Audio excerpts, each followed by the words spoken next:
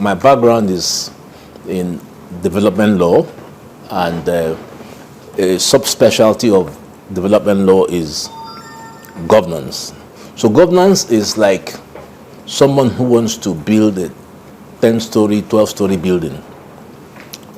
He will call an architect, and the architect will see a bungalow and advise the developer that I can't put a structure on the bungalow. I need to have a new foundation. So governance is about a foundation. And as I said at that lecture, a country that has been struggling with a foundation for 23 years cannot be a serious country. And there has to be a need for some speed. So the 10th Assembly must immediately address this problem of continuous talking about Nigeria. Remember what Bola Ige said about the survival of Nigeria, and it rings, because I was there that day, it still rings in my head, that in a situation of a political arrangement such as Nigeria's, the first question is, just like I have a wife, do I want to be married? Question number one. So in Nigeria, do we want to be one? It's an assumption that we want to be. It's a terribly big and wrong assumption, because when I went to Croatia, Croatia was part of the 6 countries that formed Yugoslavia. Right now they're doing very well. Macedonia is doing very well. Slovenia is doing very well. Slovakia is doing very well. So nothing says that we must be one country. Nothing. It's not sacrosanct that we must be one country. If in being one country you have all the killings you have in Jos, in Abuja, everywhere, what's the point being one country? So that's why in looking at President Tinubu's governance program, I would remind him of a structural engineer who says, I can't build this house, I can't build Nigeria on the basis of a weak governance structure. It is the most important and fundamental process if you want a country to grow.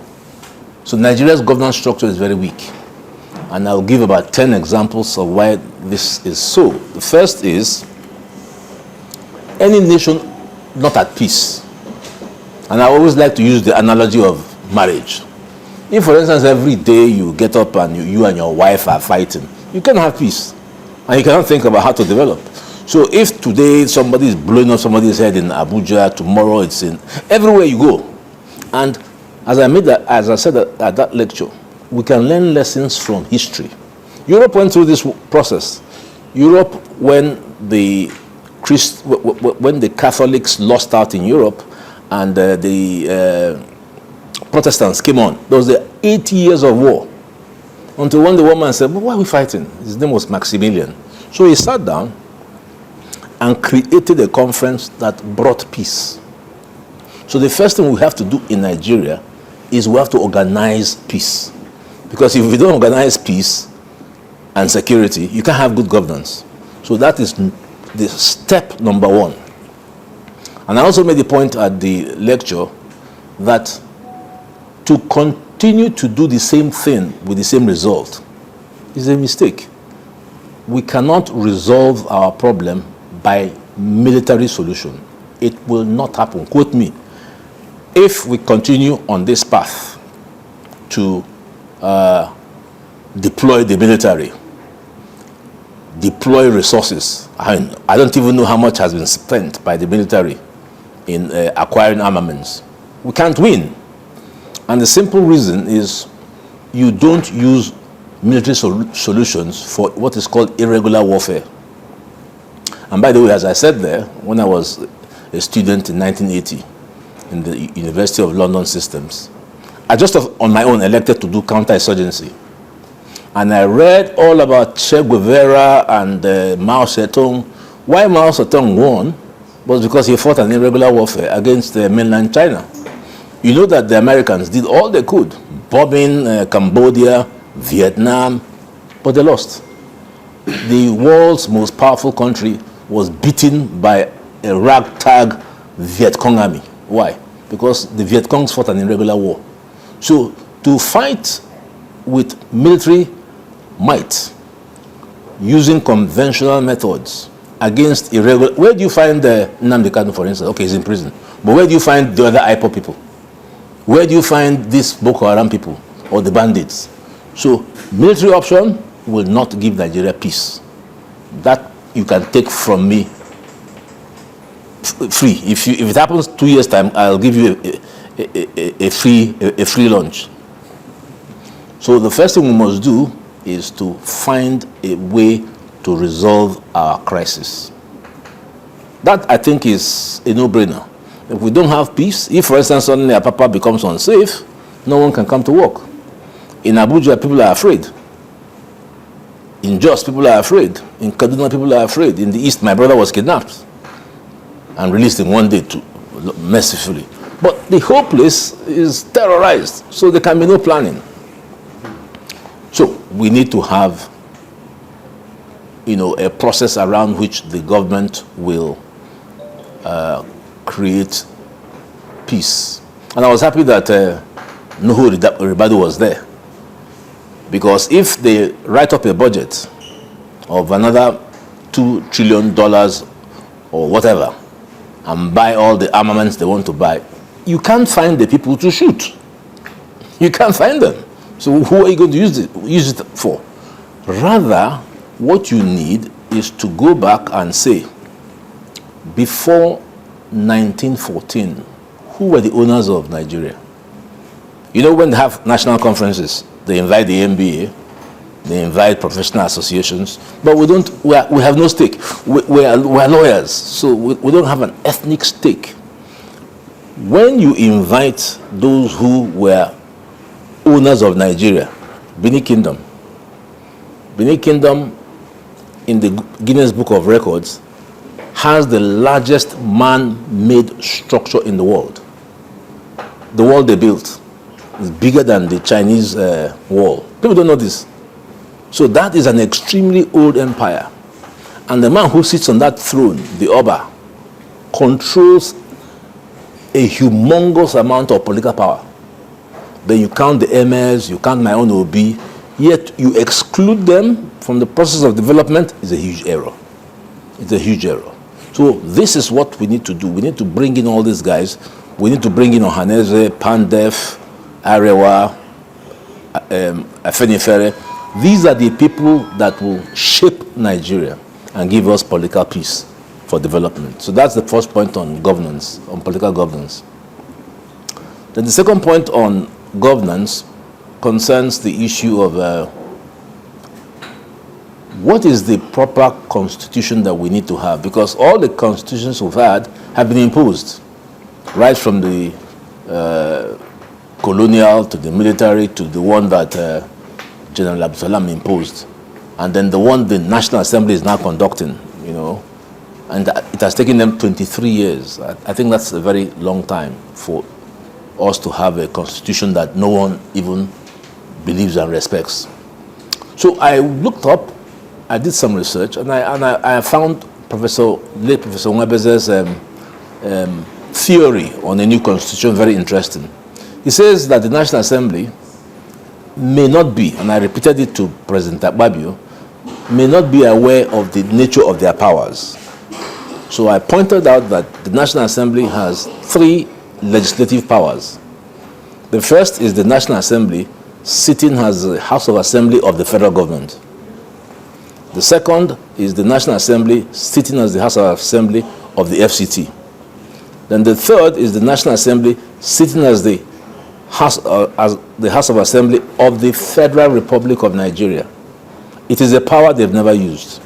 So Nwabeze suggests that they could use that to just establish a new constitution. All they need to do is to consult people. The constitution people don't understand is not as sacrosanct as it sounds, because it's an act that attaches the schedule. So Nwabeze suggests just delete the schedule, that's the current constitution, and add a new one. So all these discussions that has been taking place, write up something that is agreeable, send it around Nigeria, and once it's accepted, you go to the National Assembly, invoke the powers of Section 4, subsection 1, and then exchange. This happened when the Republican Constitution was established. The Parliament removed by deletion the Independence Constitution and they put the Republican Constitution in exactly one day. Our National Assembly has spent 23 years. Because if you don't have the foundation, you can't go anywhere. So we don't have security. Our political foundation is weak. Our constitutional foundation is weak. Two vital instruments for development, economic and political. So those are the two things that, I spoke about on that day. And I'm sure that you've all, I don't know whether you saw the video. So in which case I don't have to talk too much. I will just summarize the issues. I talked about, no, I didn't talk about this, but I would. Now, you recall that both Rotimi Amechi and what's his name now? BF, when he was Minister for Works, they were running around Nigeria. And I used to say, but do they think that just the both of them can resolve? Amechi running around, is he able to resolve our railways, just one person? Is he able to? What about the structures? So now, governance entails understanding the structures of government. A minister is not an implementer. A minister creates policy. So all that running around by Amechi and BF was unnecessary, because you have an institution set by the Constitution to deliver and implement what the executive does. And that's what we call the fourth branch of government. Fourth branch of government. They are the ones who do the heavy lifting. The load of government, all these Tinubu's renewed hope agenda, ministers should execute it. It ought to be executed by the administrative state. That's what they are referred to. Administrative state, what we normally call MDAs. They are the ones who are responsible for carrying out the policy of government. Now, if the ministers continue to usurp the powers of the administrative states, the likelihood of Nigeria developing will be zero. So I flagged that point too. Then I talked about legal failure. Many of you would realize that nothing works in this country. I mean, look at what happened in the elections. The judiciary is, as in my 45 years, never been as low as this. Even the Supreme Court, John Okoro, castigated the appeal court for a terrible judgment where they removed virtually everybody in the plateau political system. So we can't grow if we have a weak judiciary. And therefore, the only way to go is to break up this mafia in the Supreme Court. We have to break it up. We can't, it's like saying, with due respect to Shola, and this is that lady, I don't know her name. What's your name? Okay, yes, that's you. It's like saying, you know what? No woman in Nigeria shall be entitled to political office. That's what they've done to us in the judiciary. No lawyer is entitled. It's only them. They create a mafia, block us out, and appoint themselves. Incestuous relationship. So they can't be their best. So I recommended to the National Assembly to understand the difference between administration of justice.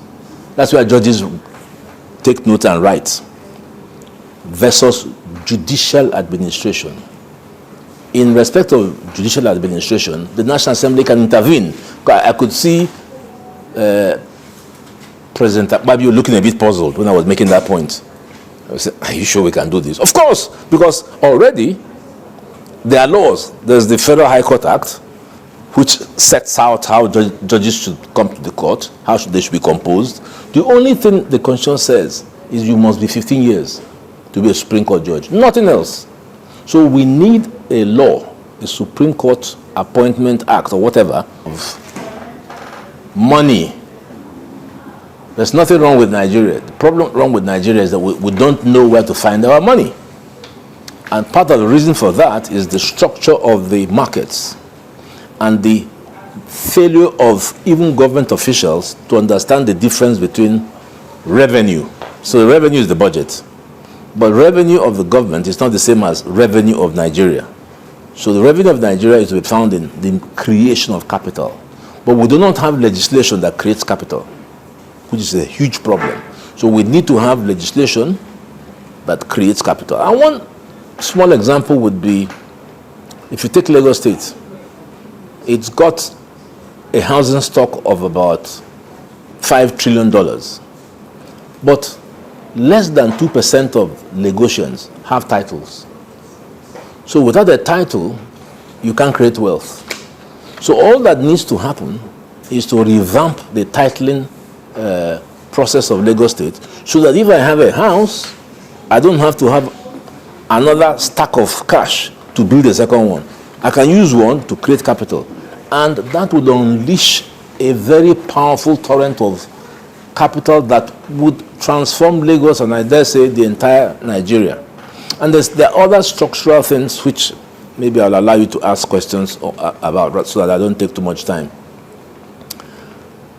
Then on the issue of other sources of revenue, there are so many in the maritime sector.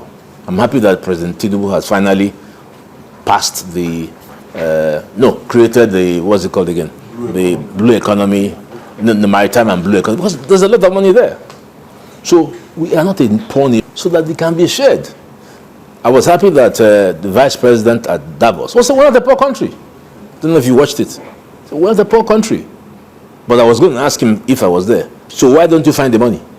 Because it's easy to say it as the vice president, but you must follow it up. Our government is good at talking, but they don't act.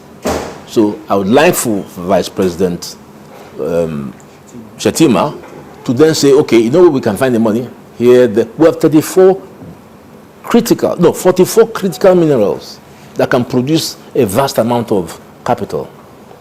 Our budget is 28 trillion with a deficit of about 10 trillion. We shouldn't be on deficit. We shouldn't be on deficit because we have 56,000 broken projects that, if put together and sold, will realize a lot of cash. I don't know if you know about the Nigerian Railway Corporation. You know it? Who has been there? NRC. Yeah. Do you know the value on the government books? 20 million. 20 million. How can that be? That thing is worth about 20 to 30 billion. So I proposed to the last Minister of Finance that there is something in your ministry called MOFI. And this MOFI is the Ministry of Finance Incorporated. So this MOFI holds all government assets. And in fairness to her, when an initial assessment was done, it turned out that the federal government had 33 trillion worth of assets. So you can see that if a proper study is done, you'll be looking at about 100 trillion. I advised President Tinubu at the conference that our next budget must not be less than 100 trillion because we can afford it. It's just that we don't have people working hard enough. It requires hard work to realize the concept of development. If you don't work hard, the results will be poor. All right, so question, since you all know what I said in the program that went viral, according to you. Yeah.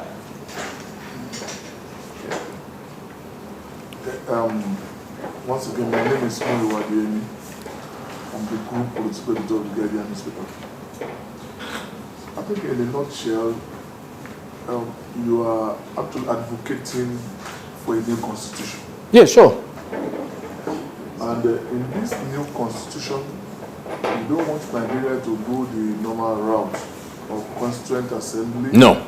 So sure. I think you are proposing Professor Wabueze's constitutional replacement. Constitutional replacement. Sure. Okay. So in that new constitution you are talking about, one, what are those things that actually you want to be there to see they are part of those things you are talking about? Because when Nigeria are talking of structure, you maybe you need to say more of that. What kind of restructuring of Nigerian state, the evolution of power? I think that those issues in Nigeria, many people believe, I think have been one of the problems of development in Nigeria. You see, you put the question the other way around. The problem of the Constitution is not so much the content, it's the lack of acceptance and legitimacy. That's the problem. So I don't worry about the content. But if you allow people to speak and own something. You'll be shocked that they may arrive at the same answer. They may even adopt the same constitution. But the problem I've heard Afenifere, Pandef, and all of that say is that this is not our document. So I'm not suggesting that if there is a new constitution, it will necessarily be different. It might be, but the main problem is the constitution lacks legitimacy, it lacks validity, it is not autochthonous, it's been imposed. So people, owners of Nigeria, want to be at the forefront of that discussion. Whatever they arrive at, they will say this is our own document. And they will then say, you know what? Do you know how much National Assembly has spent since 2000? Over 100 billion. Every assembly allocates big amounts of money. And they talk and talk and no result. So why don't you allow those who own Nigeria to do the talking and say, here is what we want. There might be, variations here and there. I know one key variation would be to adopt the 1963 model. But if you look at the 1963 constitution and look at the current constitution on fiscal federalism, they're exactly the same. You'll be shocked. There is no difference. The federal government controls most of the money. But why is it that one was accepted? Because it was their constitution.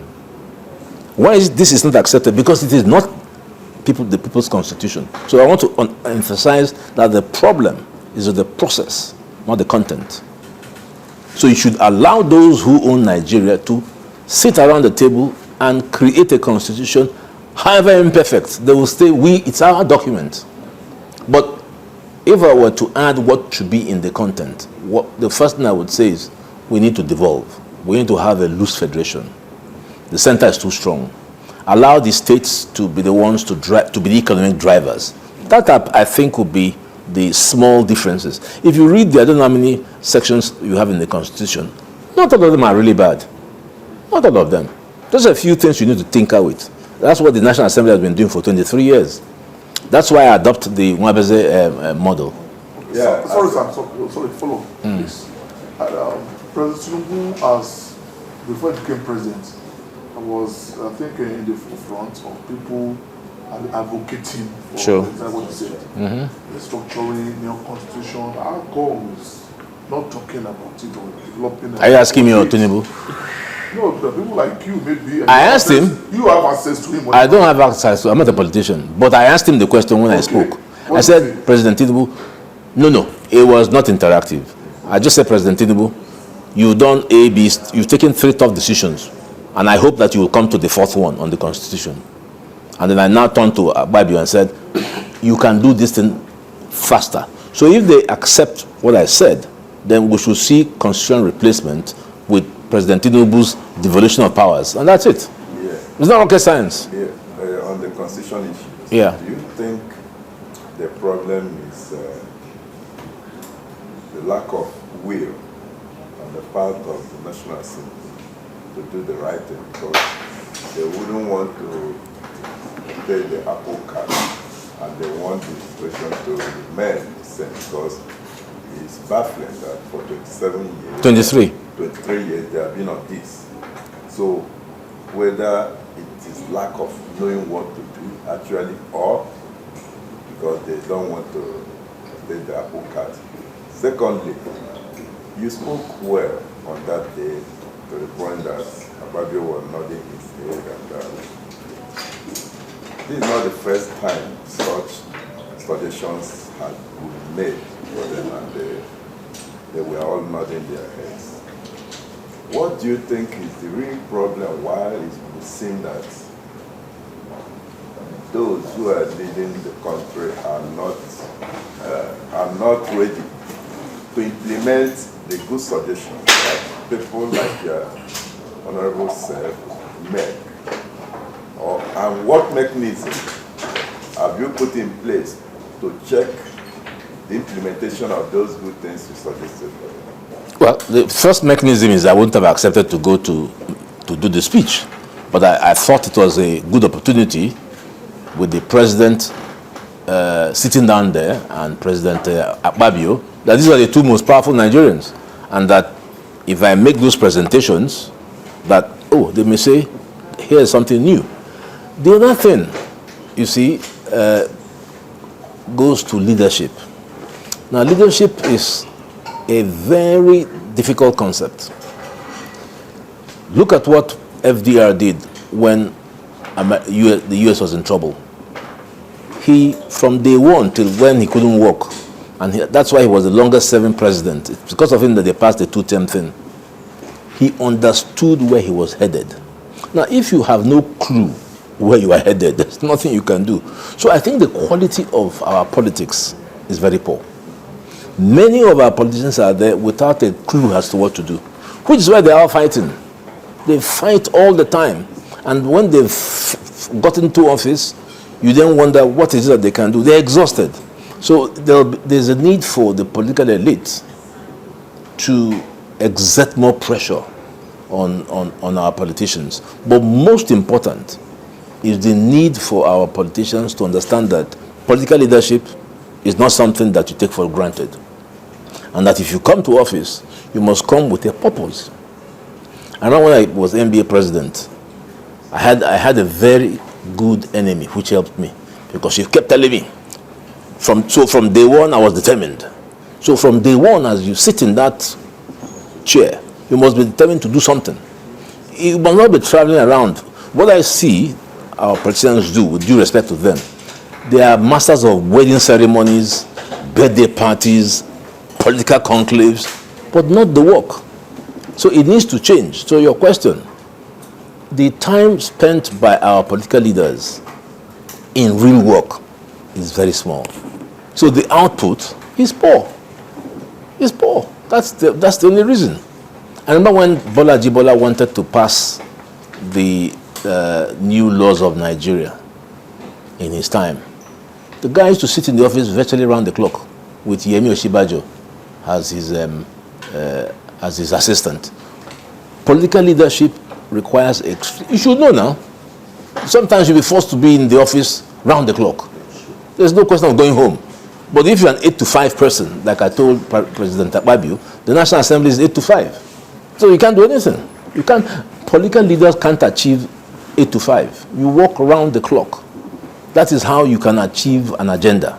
So if you want an agenda to turn around Nigeria, it will not be to tell me you've spent 23 years trying to pass a new constitution. So what I would say is hard work is required. That's what would make a change. Yeah, sorry. What about others? The last from me. I read this document. Or they didn't read before coming, like the politicians. You talked about Roosevelt's New Deal. Yes, sure. Big Bang. Big Bang. Yes. So, in Nigerian that we have today, something that when it comes to election time, they appear not to do proper screening or scanning of candidates. And if we continue to have this kind of this set of followership, do you think Nigeria can move forward, even if the leadership are right? Because I get your point. I get your point. No matter how good the leadership is, yeah, it will be scared, trying to bring about any revolution that sure. People will now reject and say, look, sure. no one is. Sure. You are talking about an ideal situation where the followership is educated. Look at what happened over the weekend on Palestine. The streets of London were clogged because a lot of people who are on the streets don't need government patronage. They don't. Here, everybody wants government patronage. And like Ayo Fayose rightly identified, to the chagrin of Kayode Fayemi, stomach democracy. People are so poor. So you expect these people who are earning less than what? I don't know what the average income is, but it's such a disgrace that 133 billion Nigerians are extremely poor. So we don't expect much from the followership. What we expect actually is from organized civil society. Yourselves, traditional rulers, civil society groups, These are the ones that can. I've always shuddered as to why even my own small aspect of the Christian movement, the Catholic bishops, don't do anything. It's not enough to go and preach on Sunday. It's not enough. They can do much more than they are doing. So, that failure of the political elite of the non-political class is part of the problem. So, the politicians have a free lane. Nobody opposes what they do. They just go. And the other day I saw a governor going to sympathize with some killing somewhere. Just look at his convoy. The roads were untarred. The speed of the convoy was horrendous. And I said, this is how you go to sympathize. But the guys don't know any better. So you have to be sorry for them and hope that we can have a president. That's why sometimes you need a rescuing president. A president who understands that my people are weak. In spite of that, I will do good for them. We don't have it. We're watching Tinubu.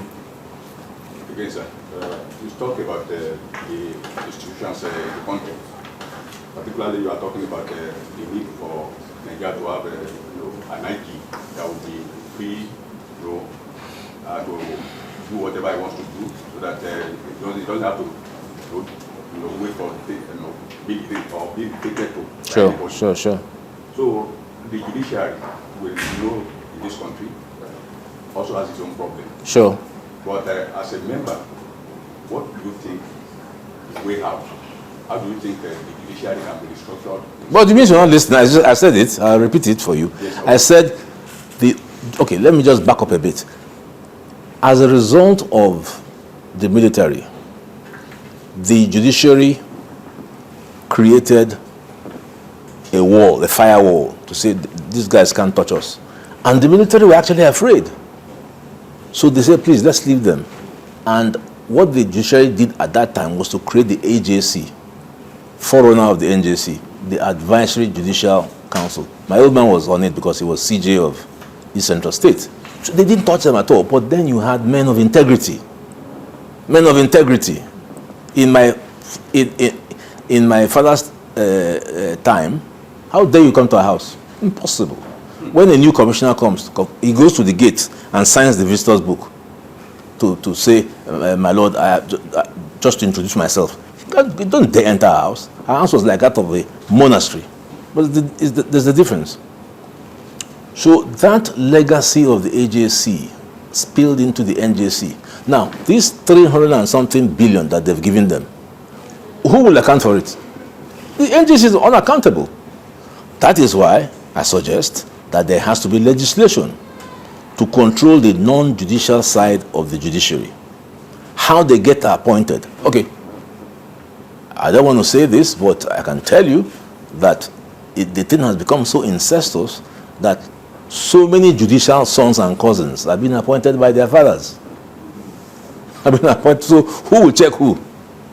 Who will check who? I just want to know how that money will be spent. So that's why I say the only way to go is massive legislation on judicial administration.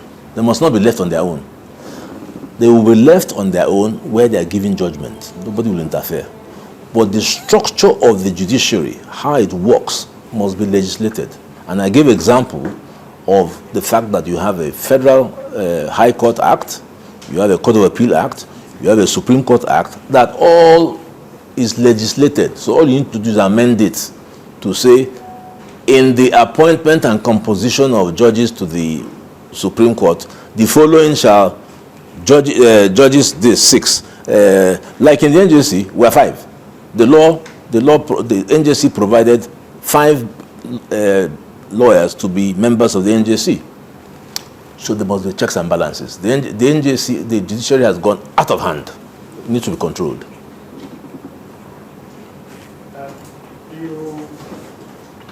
When you were talking about the Constitution, you spoke about the process and the content.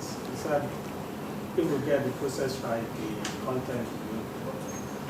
Are you not looking at the implementation of law, particularly in Nigeria, where there is this system whereby when a law is newly formulated, people like you are not talking about particular Sure. lawyers.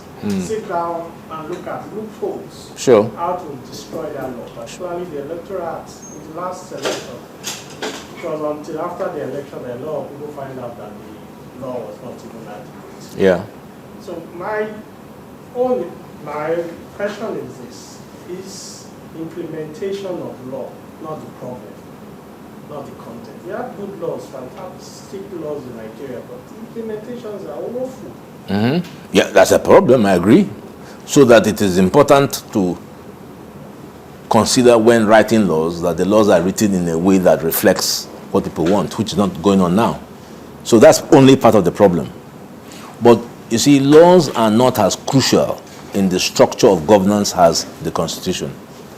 So whilst we tackle weak laws that are not well implemented, I think the more important thing for me as a structural engineer, as a structural legal engineer, will be to worry about what do people say of the Constitution.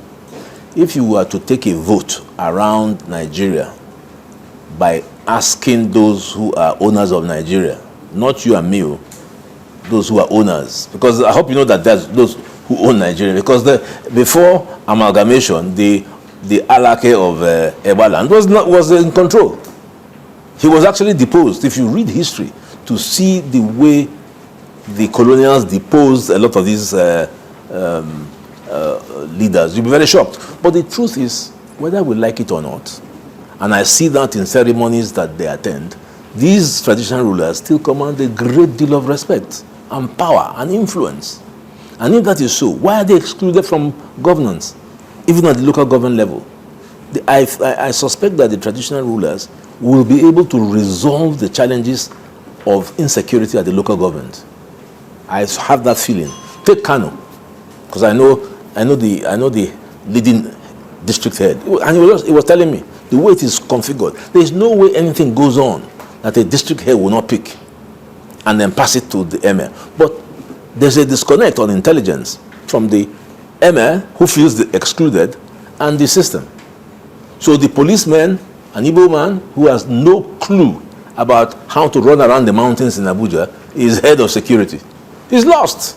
What about the locals? So those are things that I think, the Constitution needs to address. The Constitution needs to belong to the people. People need to feel that this is part of us. Just like the traditional ruler of Onitsha, that's my own traditional ruler.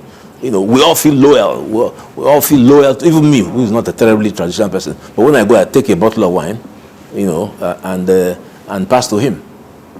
That symbol, I'm not going to do it for Nigerian president. If I'm going to visit him, carry a bottle of wine. So it's not just the symbol of the wine, but it's the symbol of the power that is the Oba of, the Obi of Onitsha, that is respected. So I would advocate in this new constitution a role for traditional rulers. And my second question is about the judiciary. You've spoken so much about the judges and nothing about the lawyers. We know that in this system, the Nigerian system, I used to say the people that benefited more from the corruption going on in the system are the lawyers. Because they are the ones that... It's not true. Let me finish. You don't finish. It is not, it's a misconception. A judge is in charge of his court. When I was a law student, I like to go and sit in Oputa's court. So one day there was one lawyer, aggressive man, asking questions. So Oputa asked him, "What is your case about?" He said, "My lord, my case is about trespass." Okay. What is trespass? The lawyer said, "Trespass is the unlawful interference with another man's land." He said, "Okay, look at your pleadings and show me where you pleaded it." The man went, "See, it's not there." Case struck out. No, they all ought to be. That's the mistake. Is there any senior advocate that is senior to a judge? That's not the point. That's not the point. It's the judge sitting. It's a huge misconception that I don't like at all. It is the judge that controls his court. He can tell you, "Look, mister, enough. argument is, you have made your point. But they're weak. Because the lawyers give them money, so they know where their bread is buttered. Well, that is unfortunate if that is happening. Then you increase the salaries. And I'm happy that they have got this huge amount of money, which I hope will go to build up this. Because, let me ask, how many of you have ever been to the NJC? How many? You have? It's a palace. I sat down there for 6 years. When some when some judges come from Jimeta and all this, what these people are enjoying, and we're there suffering. The discrepancy is unbelievable. Unbelievable. The money that has been sunk in the NJC buildings will build 100 courts. That's the problem. So the entire thing, this is your question, this one about that. And when you sat down there, you didn't advocate that the world should go around. I did. In fact, that put me in trouble. I told Justice Aloma Mukhtar that the way NJC is applying for funds is wrong. You don't go to one level 10 officer in the Ministry of Finance. You put your estimates in the National Assembly. Blah, blah, blah, blah, blah. So I said, you know what? I'm going to court. I went to court and I won. When I came back and won the case, I thought they would congratulate me. Nobody said a word. Rather, when the National Assembly appealed, rather than say, Olisa, since you took this matter up, okay, come and take small money and represent us. They give it to somebody else. The NJC, I don't have much respect for them. I don't care what. In fact, they can sue me. I'm ready for them. I'm ready. If they dare to do that, I'm ready. So that's the problem. That's the problem. The NJC needs to be dismantled. It's too strong an institution. It's too strong. You know, what they did there, don't want. Just that these cameras are here. Quickly, what's the time? Yes, I wanted to talk a little bit on tackling insecurity because you mentioned 250. You mentioned that it's a wrong assumption to say that Nigeria can be one. Like you mentioned that it's a wrong assumption. No, I didn't say wrong. I said it's an assumption. It's an assumption. Yes. To say that Nigeria can be one. No, that Nigeria will. That we all agree. Nigeria will remain one. Yes. Okay, so and then within that context, you talked about addressing insecurity. Sure. So I wanted to ask you what you think about, at what point can the discussions about separation take place? Now, right now, that's my point. I say you go back to the owners. Now, I personally now accept that there can be no sovereign national conference. It was an argument. There cannot be. No, there cannot be. There's a moment for everything. There was a time the sovereign national conference was relevant. But right now, by virtue of Section 4, subsection 1 of the Constitution, the National Assembly is the sovereign parliament of Nigeria. However imperfect it is. So it is best to start building from that process and then to ask them, why can't they do what I'm recommending by constitutional replacement? That's one. Two, why can't they bring in the owners of Nigeria to assist in the resolution of the crisis of insecurity? Because many governments have tried to resolve the crisis of insecurity and they've failed. So why don't we try something new? And mine is to say, military solution will not work. So let us hand this problem to the owners of Nigeria and say, can you assist us? And we incorporate all of this in a new constitution. That's the point I was making. But that question that you asked is a very valid question. And that is the question that only one man has asked. So there are two questions. One, do we really want to be one? You are married, aren't you? Is it by force? So your wife, you now, that's your husband there. So is it by force? No. You have to agree. You have to agree to be married. So me, 45 years of marriage, which is more than maybe all of you. You have to then say to yourself, Lily, my wife, I don't want any more. Well, crying. It's not about crying. Look, I have a new girlfriend, a 17-year-old girlfriend. So it's not about crying. I'm gone. I've packed my things. So it has to be agreed. I don't know why that point is not understood. You can't say Igbo people and Hausa, boom, knock their head. Yoruba, Igbo. No, we must agree. And the only people that can make that agreement are those who lost their independence in 1914. You call them and say, your independence was taken from you. Okay, now, we recognize the importance of your role. Please go and discuss. And we shall add some new players, Afenifere and all that. Tell us what you want to do. And I can tell you that the answer will be, possibly, we all want to be in Nigeria. That is what I assume. But they want to be consulted. They want to own that process. Having said, yes, we want to be in Nigeria, then the second question... The Supreme Court shall be composed of justices from the bench, the bar, and the academy. Yeah. Why would the National Assembly want to do that? Because... I think that they benefit from what obtains now. Keep the judiciary small. Let's be certain about the people that are getting there. Because at the end of the day, they're going to seize over our cases. Should they want to allow other people come in a way that, because they spend money as we hear to influence these judges. Sure. Why would they be interested in letting every Tom, Dick and Harry from the bench, the academia, people they possibly might not be able to exert control over, come to the bench? That's a good question, which I asked Akpabio. I said, since you're an uncommon leader, then an uncommon leader goes for uncommon decisions. And an uncommon decision is to do exactly what will stop this. I agree with you.